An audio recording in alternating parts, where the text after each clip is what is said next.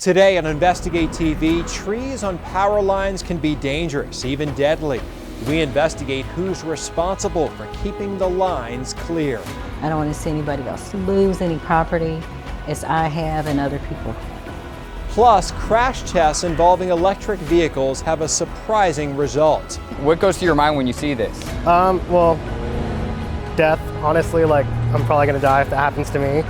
And installation issues with guardrails turn a safety measure into a threat. People can't understand how the smallest error in assembling an end terminal and guardrail could result in a death. Investigate TV starts right now.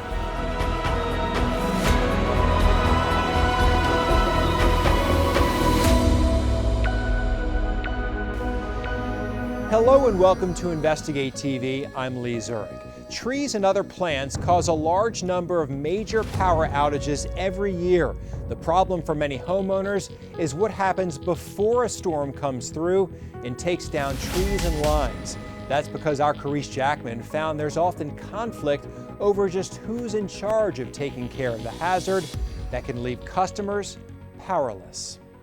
My mother was a domestic, and she did housekeeping in this neighborhood when I was younger. So it was a lot of pride for me to be the first homeowner and bring her to a home in an area that she used to be a housekeeper for. Walking through her old backyard in Detroit, Michigan, Edith Lee Payne has fond family memories. We had my 50th birthday party was back here, and there were a good 50 or so people. It was just tables lined up and dances with my son, and it was just amazing. But also heartbreaking ones. I'd rather look at the trees. Especially when she thinks of the fire that uprooted her life 20 years ago. It's overwhelming, it's disappointing, and it's frightening. The fire sparked in July 2003. A state fire marshal's report shows it was from a short circuit. Lee Payne says the fire started because trees came down on power lines and claims her utility company, DTE Energy, failed to remove dead trees near her home. So during a line clearance cycle in 2001, they left 6 dead trees. Because they left the dead trees back there, one of the 6 fell onto their service drop that services this house and caused a power surge, started an electrical fire. But DTE's website shows service drops, those lines going to a home, are a customer's responsibility. While insurance paid for some of the damage, Lee Payne had to dip into life savings to pay for the rest. She's taken DTE to court, where a judge said the fire was unfortunate, but that the power company didn't do anything wrong, and that the responsibility to clear lines that run to the home is the customer's. Then in 2022, almost unbelievably, she had another fire. Another one, she says, was caused by a power issue, this time a surge. Though the energy company says it has no evidence of an equipment issue on their end. I need your help. I don't want any other excuses. Like I said, I have no more houses to lose. I need to meet with you. This needs to be rectified. Payne expressed her concerns multiple times to DTE Energy and the Michigan Public Service Commission before and after the fires. Power surges can occur and house fires and people die. Are you afraid somebody's going to get killed if this doesn't change? People have already been killed. And in spite of what this company owes me, my family could have been killed. The redeeming factor was the fact that it happened during the day while we were up and awake.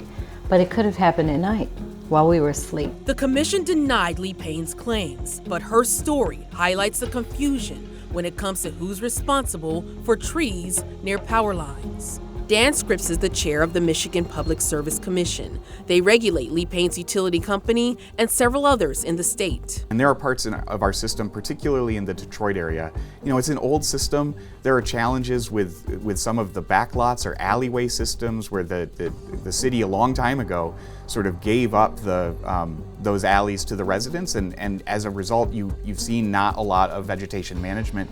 It's really difficult to get back there, but the reality is, that's the system that we have, and we need to live in the reality that we're facing. DTE says the reality in Detroit is trees are responsible for half the time people spend without power, and falling trees can be dangerous. From a safety perspective, one of the challenges is that those lines stay live when they come down, and we've seen really tragic consequences with fatalities of people who have touched down lines or touched a fence that is connected to a down line, and so there is very much a safety piece of this as well. In 2003, a blackout crippled the northeastern part of the United States and parts of Canada, leaving millions of people in the dark.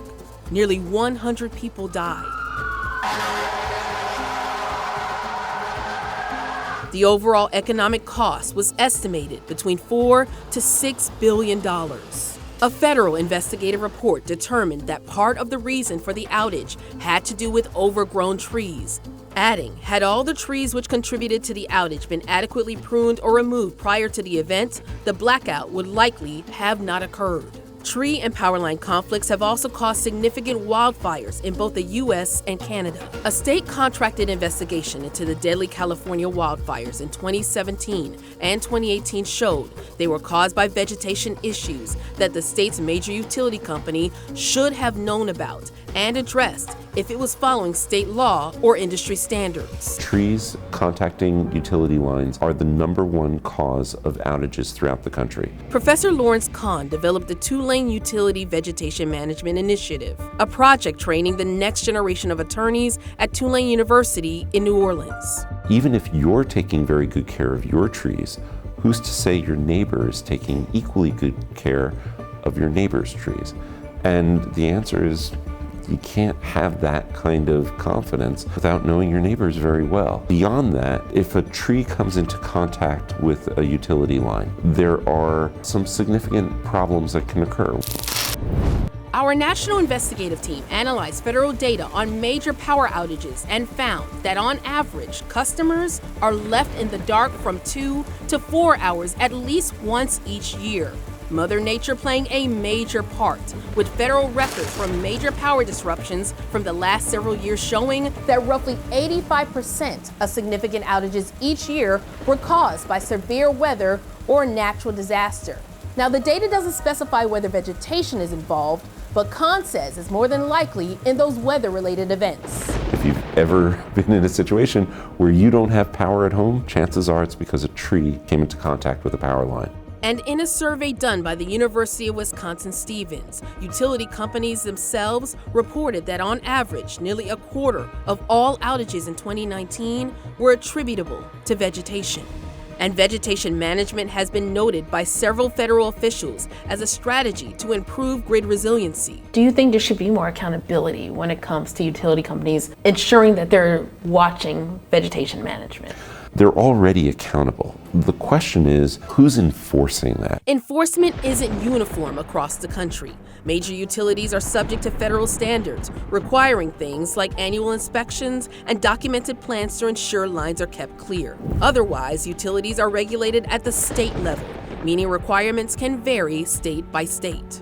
For example, both Oklahoma and Connecticut require that utilities submit annual maintenance plans, but Oklahoma law specifies vegetation management must be done on a 4-year cycle, where Connecticut leaves it up to each company. Is it good to have some form of independence, or should there be more uniformity nationwide? I think it's up to us as state regulators to do the job that we've been asked to do, to make sure that we're doing it in a way that delivers results for the customers. So Michigan has a different system than Arizona, for example, where there are much fewer trees. They have less of a problem with ice than we do. We also get fewer hurricanes than Texas does or Florida does. And so some of those regional differences ultimately lead to different approaches. I think the reality of the jurisdictional divides sort of reflects that. But I do believe that we have a lot to learn from each other. For Lee Payne, she won't stop fighting until she sees power companies take more responsibility for clearing all trees from all power lines and stop people from feeling powerless. I want to see this come to fruition because,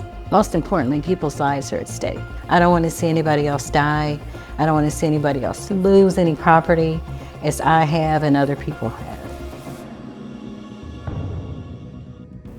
Tree power line conflicts continue to be a topic of conversation in Washington, D.C. The Department of Energy told our team they currently have 2 funding programs under the bipartisan infrastructure law to help increase vegetation management. Coming up, thousands of electric vehicle drivers and their passengers may not be protected if involved in a crash with barriers meant to keep them alive. We share the surprising crash test results after the break.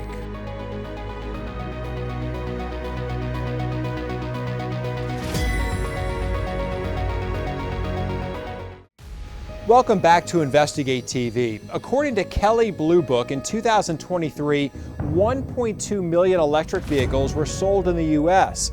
As more EVs hit the road, one study raises concerns about driver safety. What sparked those concerns?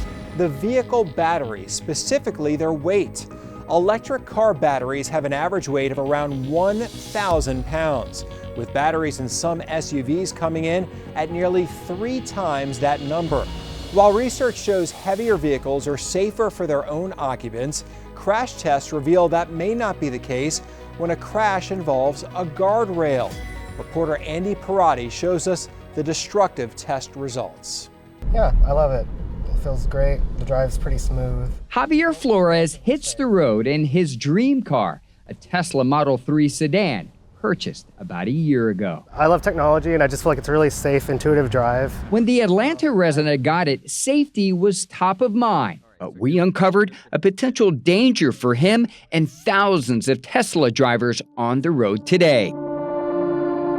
Crash test video shows when the Tesla hit the guardrail at 62 miles per hour. The vehicle goes through the barrier. You'll see right away, this is not typical of what we see with the NGS test. What goes through your mind when you see this? Well, death, honestly, like I'm probably gonna die if that happens to me. That's not what's supposed to happen. Guardrails are meant to stop, deflect, or absorb the impact, like this crash involving a conventional vehicle. University of Nebraska researchers who conducted the test were surprised, revealing the results for the first time to the public this week.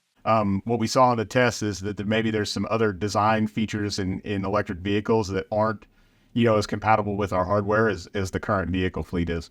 It's not just the Tesla. Researchers tested this electric truck made by Rivian as well. When the truck hit the guardrail, it plowed through the barrier. We ruptured the rail very early in the event here, failing to stop the vehicle. I don't think it's hugely alarming. It's just things that we're trying to learn about the electrical vehicle fleet as they come online, and we're trying to get ahead of it. Researchers say more testing is needed, but preliminary results show the weight, low center of gravity, and design of electric vehicles may contribute to the problem.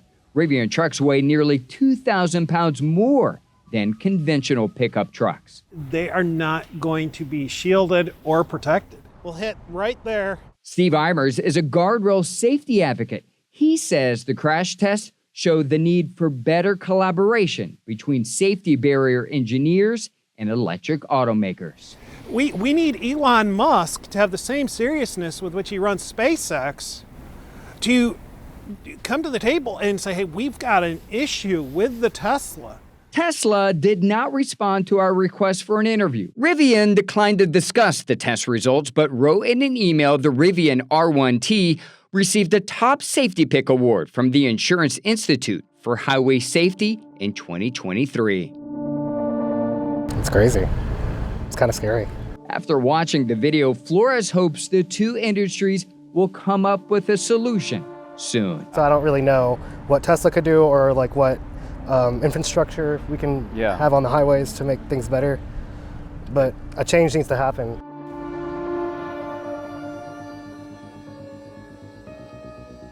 Experts say there's no quick fix for this or anything drivers can do. Either the guardrails will have to change or the electric vehicles. While EVs' low center of gravity prevent them from rolling over, the tests clearly show that there could be some sort of issue with the barrier's ability to keep a driver safe. Interview requests with the U.S. Department of Transportation went unanswered. You can stream this story and others from Investigate TV anytime directly on your television. Download our free app on Roku, Amazon Fire, and Apple TV devices. Up next, roadside guardrails can turn dangerous even for gas-powered cars. A look at problematic safety barriers and what can be done about it after the break.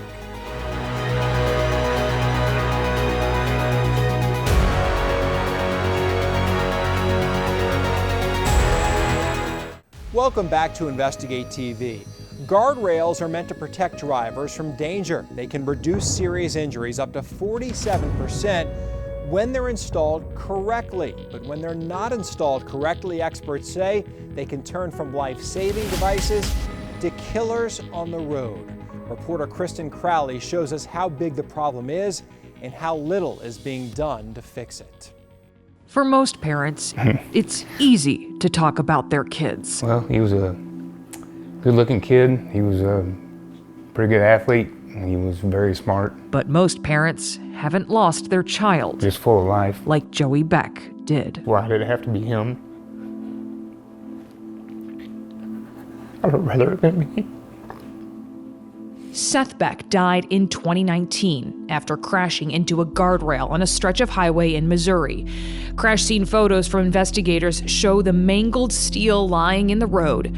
Seth's car, unrecognizable. The top of the car was ripped right on the welds, like a can opener. So from the guardrail? From the guardrail, went straight through, all the way out his car. Before your son's crash, had you ever heard of any issues of people dying after hitting guardrails? No.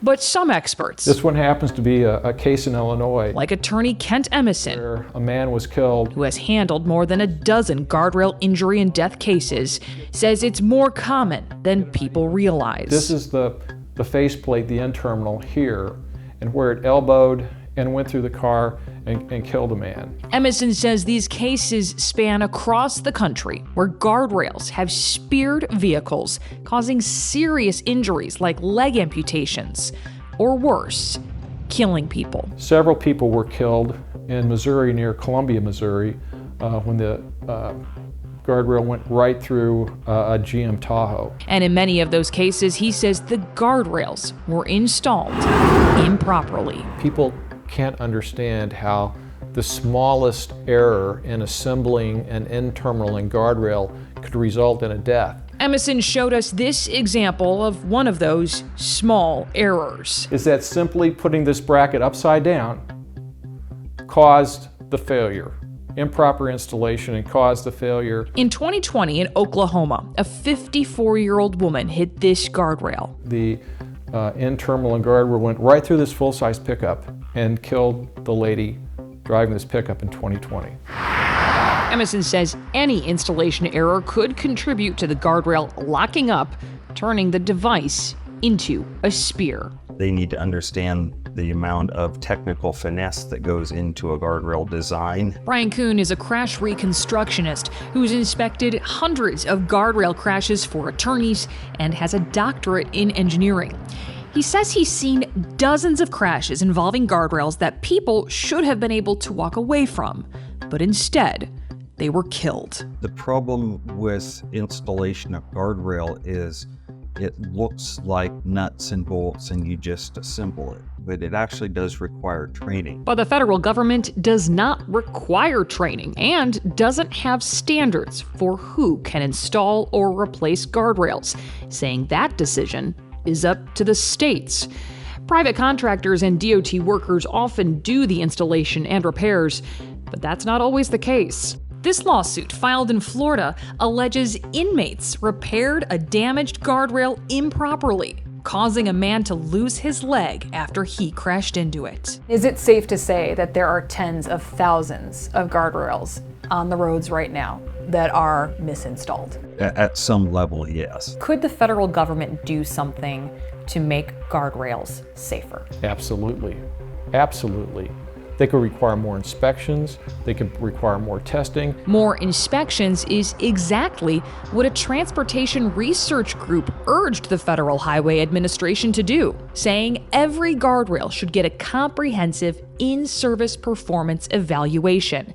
That was back in 2014, and Emerson says that still hasn't happened.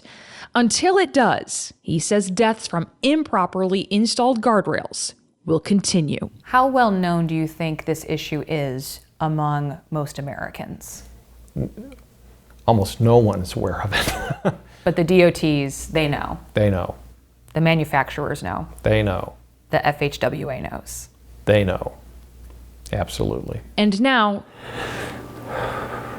Joey Beck knows just how catastrophic this device meant for safety can be. I always thought guardrails are there to protect you from your car rolling over here or going in the river. Now what do you think about them when you see guardrails?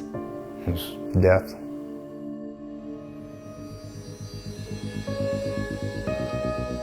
The Federal Highway Administration, which is responsible for making sure our nation's roads are safe, declined to sit down for an interview with our team about the country's guardrail system and the calls for more inspections. It would only say each state is responsible for its own roads. Coming up, as the cost of living grows, more and more people are turning to side hustles to supplement their income. Tips to make that side job work for you after the break.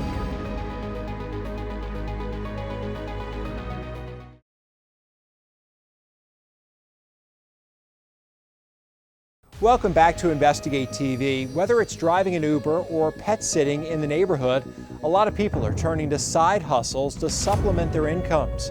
Rachel DePompa gets advice from an expert about how to make a side hustle work for you in this week's Watching Your Wallet. The rise in side hustles is no surprise as the cost of living grows and traditional employment continues to evolve.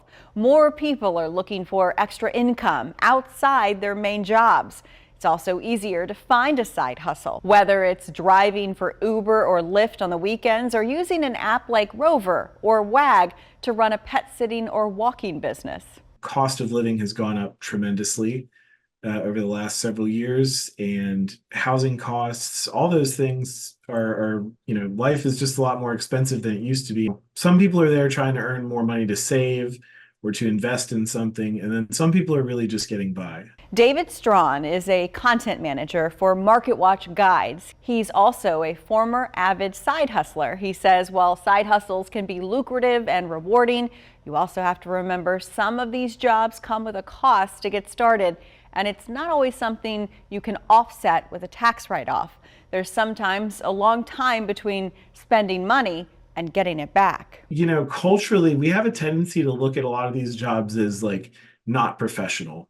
And I would caution people against underestimating the amount of professionalism that should be put into these jobs. He says another benefit is there is often a low level of commitment, so you can dip your toe in, see how you like the extra work and how it will fit into your life and full-time job.